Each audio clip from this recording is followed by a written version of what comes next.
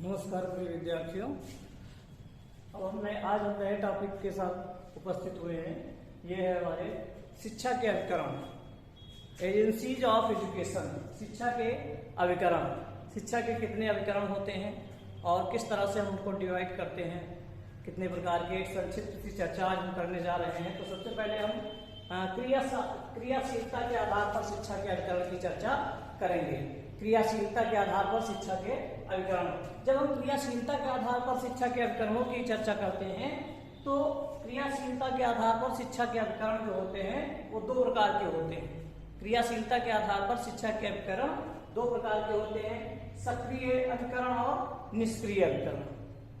दो प्रकार से हम डिवाइड करते हैं क्रियाशीलता के आधार पर शिक्षा के अभिकरणों को, सक्रिय अभिकरण और निष्क्रिय अभिकरण। सक्रिय और निष्क्रिय अभिकरण।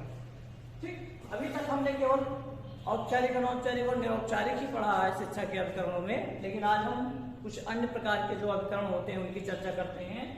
पहला अभिकरण है क्रियाशीलता के आधार पर सक्रिय और निष्क्रिय। सक्रिय अभिकरणों के अंतर्गत विद्यालय, परिवार, समाज, राज्य और धर्म आता है। सक्रिय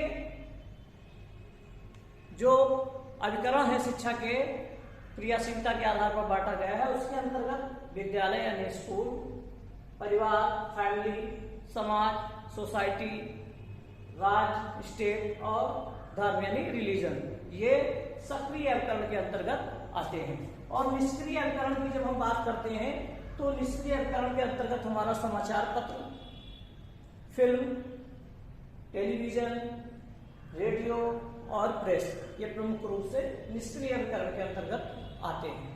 तो ये क्रियाशीलता के आधार पर शिक्षा के अभिकरण हैं, सक्रिय और निष्क्रिय। ठीक, इसमें बताने की जरूरत नहीं है कि विद्यालय क्या है, परिवार क्या है, समाज क्या है, राज्य क्या है और धर्म क्या है, और समाचार पत्र, फिल्म, टेलीविजन, रेडियो और प्रेस क्या है। फिर दूसरा वर्गीकरण हम करते हैं शिक्षा प्राप्ति के आधार पर। शिक्षा प्राप्ति के आधार पर वर्गीकरण, शिक्षा प्राप्ति के आधार पर अभिकरण, शिक्षा प्राप्ति के आधार पर शिक्षा के अभिकरण। तो शिक्षा के प्राप्ति के आधार पर शिक्षा के अभिकरणों की जब हम चर्चा करते हैं तो अभिकरण दो प्रकार के होते हैं, औपचारिक अभिकरण और अनौपचारिक अभिकरण। औपचारिक अभिकरण और अनौपचारिक अभिकरण। औपचारिक अभिकरण कौन से होते हैं? स्कूल, कॉलेज, अजायब घर, गिरजाघर और कला दीर्घाएं जो हैं ये शिक्षा के औपचारिक अभिकरण के अंतर्गत आते हैं। कभी अब आपसे कोई पूछ ले कि शिक्षा के औपचारिक अभिकरण कौन कौन से हैं, औपचारिक अभिकरण के अंतर्गत क्या क्या चीजें आती हैं, तो शिक्षा के औपचारिक अभिकरण के अंतर्गत स्कूल, कॉलेज, अजायब घर, गिरजाघर और कला दीर्घाएं जिसको आर्ट गैलरी हम कहते हैं, ये सब शिक्षा के औपचारिक अभिकरण के अंतर्गत आते हैं। फिर बात करते हैं, ये हम शिक्षा प्राप्ति के आधार पर जो वर्गीकरण किया गया है उसकी चर्चा कर रहे हैं, औपचारिक अभिकरण, और दूसरा है अनौपचारिक अभिकरण। अनौपचारिक अभिकरण के अंतर्गत क्या क्या चीजें आती हैं? तो अनौपचारिक अभिकरण के अंतर्गत हम देखते हैं परिवार, समाज, राज्य, घर, हमारे पास पड़ोस का समाज, हमारी जो मान्यताएं हैं, जो सामाजिक मान्यताएं हैं, रीति रिवाज है, प्रतिमान है, आदर्श है, मूल्य है, सिनेमा, रेडियो और टेलीविजन, ये अनौपचारिक अभिकरणों के अंतर्गत आते हैं। तो ये शिक्षा प्राप्ति के आधार पर शिक्षा का वर्गीकरण था। और पहला, दूसरा वर्गीकरण था, पहला था क्रियाशीलता के आधार पर वर्गीकरण। ठीक, अब आगे हम पढ़ते हैं दूसरे आधार पर जो वर्गीकरण किया गया है वो है शिक्षा के प्रकार का वर्गीकरण। शिक्षा के प्रकार के आधार पर अभिकरणों के का वर्गीकरण। शिक्षा के प्रकार के आधार पर अभिकरणों का वर्गीकरण हम पढ़ते हैं।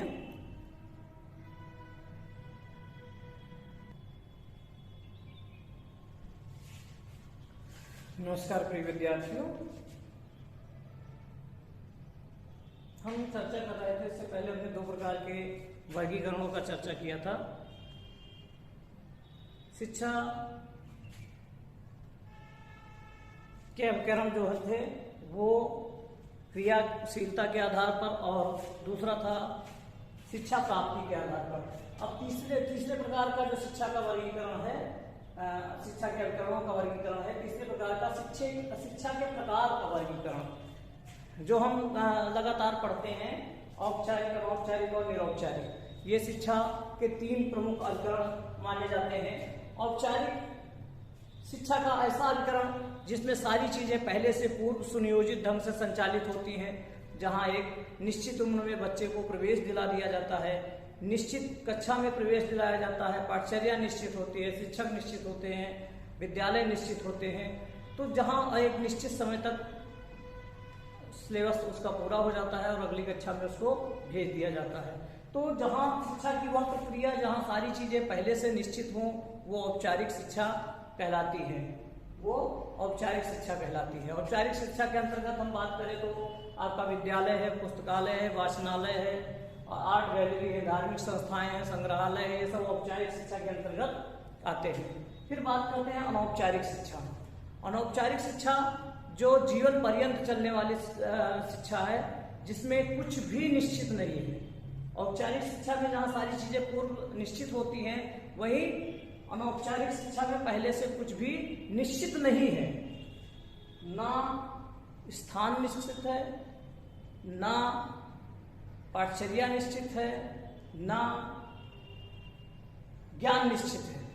ज्ञान मिलता है, ये निश्चित है, कब मिलेगा, कहाँ मिलेगा, कैसे मिलेगा, कितना मिलेगा, ये कोई निश्चित नहीं है। ये मनुष्य के बालक के जन्म के कुछ समय बाद से शुरू होकर मृत्यु तक लगातार चलती रहती है, जो उसको अनौपचारिक शिक्षा कहते हैं। हम ऐसे कह सकते हैं कि शिक्षा की वह प्रक्रिया जिसमें कुछ भी निश्चित नहीं है, वो अनौपचारिक शिक्षा होती है। ठीक, जिस जीवन पर्यंत वाली शिक्षा, जैसे मैकेंजी महोदय कहते हैं कि व्यापक अर्थों में शिक्षा जीवन पर्यंत चलने वाली प्रक्रिया है, जो मनुष्य के जन्म के उस समय बाद शुरू होकर और मृत्यु पर्यंत चलती रहती है। तो ये अनौपचारिक शिक्षा है। अनौपचारिक शिक्षा में हमारा घर, हमारा परिवार, हमारा समाज, हमारा राज्य, हमारा धर्म, ये सब अनौपचारिक शिक्षा के अंतर्गत आते हैं। खेल समूह होते हैं, ये अनौपचारिक शिक्षा के अंतर्गत आते हैं। फिर निरौपचारिक शिक्षा की बात की जाती है। निरौपचारिक शिक्षा प्रक्रिया का वह अभिकरण है जहां ना सारी चीजें अनिश्चित है और ना सारी चीजें निश्चित है। ज्ञान मिलेगा, ये निश्चित है, उसका सर्टिफिकेट मिलेगा, ये निश्चित है, उसका सिलेबस होता, पाठचर्या होती है, निश्चित है, परीक्षा होती है, निश्चित है। लेकिन कब मिलेगा? जब आपको उसकी आवश्यकता हो, तो निरौपचारिक शिक्षा होती है। निरौपचारिक शिक्षा वह है जिसमें ना सब कुछ अनिश्चित है और ना सब कुछ निश्चित है। जैसे आप कोई डिप्लोमा कोर्स करते हैं, कंप्यूटर सीख लें या अन्य किसी प्रकार के स्किल सीख सकते हैं, सिलाई, कताई, बुनाई, टाइपिंग, कुछ भी सीख लें। और इसके अंतर्गत NIOS जो आता है, मुक्त विद्यालयी शिक्षा आता है। इसी के अंतर्गत मुक्त शिक्षा, जो दूरस्थ शिक्षा होते हैं वो आते हैं, जो पत्राचार शिक्षा होते हैं वो आते हैं। आपके इग्नू के माध्यम से, राजेश टंडन के माध्यम से जो शिक्षा दी जाती है वो निरौपचारिक शिक्षा के अंतर्गत आती है। ठीक, आवश्यकता और समय के आधार पर जो शिक्षा दी जाए वो निरौपचारिक होती है। ये 3 प्रकार से ये शिक्षा के प्रकार का वर्गीकरण है। और चौथा जो हमारा वर्गीकरण होता है वो ब्राउन महोदय, एक विद्वान थे ब्राउन महोदय। ब्राउन महोदय ने 4 प्रकार से शिक्षा के उपकरणों का 4 प्रकार से वर्गीकरण किया। तो ब्राउन महोदय ने शिक्षा के उपकरणों का 4 प्रकार से वर्गीकरण किया, जिसमें आपका पहला उपकरण था औपचारिक उपकरण, दूसरा अनौपचारिक उपकरण, तीसरा व्यवसायिक साधन या उपकरण और चौथा अव्यवसायिक साधन या उपकरण। इस प्रकार से ब्राउन महोदय ने 4 प्रकार के वर्गीकरणों की चर्चा की। सबसे पहले हम बात कर लेते हैं औपचारिक उपकरण। औपचारिक उपकरण वह उपकरण होते हैं जिनका निर्माण कोई समाज, औपचारिक उपकरण वह उपकरण होते हैं जिनका निर्माण कोई समाज अपने बच्चों के ज्ञानवर्धन और व्यवहार को प्रभावित करने की दृष्टि से ही करता है। तो एक बार फिर से सुन लें, औपचारिक उपकरण कौन से उपकरण है? ब्राउन महोदय ने बताया कि औपचारिक उपकरण वह उपकरण हैं जिनका निर्माण कोई समाज अपने बच्चों के ज्ञानवर्धन और उनके व्यवहार को प्रभावित करने की दृष्टि से ही करता है। जैसे आपका विद्यालय है, पुस्तकालय है, वाचनालय है, संग्रहालय है, आर्ट गैलरी है और धार्मिक संस्थाएं हैं। इनका निर्माण जो समाज करता है अपने बच्चों के ज्ञानवर्धन तथा उसके व्यवहार को प्रभावित करने के लिए इन संस्थाओं का निर्माण कोई भी समाज करता है। ये औपचारिक संस्थाएं कहलाई जाती हैं। फिर हम बात करते हैं अनौपचारिक अभिकरण, जो ब्राउन महोदय ने बताया। तो अनौपचारिक अभिकरण, इस वर्ग में वे सभी अभिकरण आते हैं। अनौपचारिक अभिकरण के वर्ग में वे सभी अभिकरण आते हैं जिनका निर्माण कोई अनौपचारिक अभिकरण के वर्ग में वो सभी अभिकरण आते हैं जिनका निर्माण कोई समाज बच्चों को प्रत्यक्ष रूप से शिक्षा देने के लिए नहीं करता, परंतु वे किसी न किसी तरह से बच्चों के व्यवहार को प्रभावित करते हैं। ठीक, अनौपचारिक अभिकरण वह अभिकरण हैं जिनका निर्माण कोई समाज अपने बच्चों को प्रत्यक्ष रूप से शिक्षा देने के लिए नहीं करता है, लेकिन कहीं ना कहीं किसी न किसी तरह से वो बच्चों के व्यवहार को प्रभावित जरूर करते हैं। ठीक, उसमें परिवार है, हमारा समाज है, हमारे खेल समूह है, हमारा राज्य है, ये सब क्या है? ये सब धर्म है। ये सब अनौपचारिक अभिकरण के अंतर्गत ब्राउन महोदय ने इनको रखा।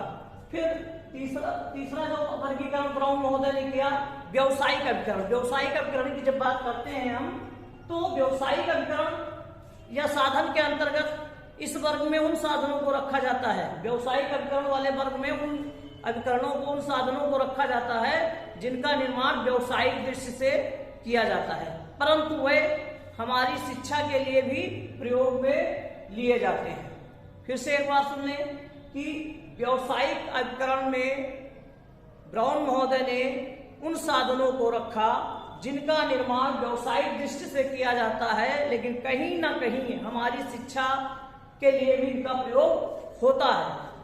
जैसे समाचार पत्र, समाचार तैयारी करने वाले लड़के हैं जो बाहर रहकर कंपटीशन की तैयारी करते हो, समाचार से बहुत सारी जानकारी उनको मिलती है, समाचार पत्र से, रेडियो से बहुत सारी जानकारी मिलती है हमको, टेलीविजन से हमको बहुत सारी जानकारी मिलती है, नृत्य गृह में हम स्किल सीखते हैं, नाट्यशाला है और चलचित्र है जिनके माध्यमों से कहीं ना कहीं हमारा ज्ञानवर्धन होता है। तो ये व्यवसायिक साधन है या उपकरण है।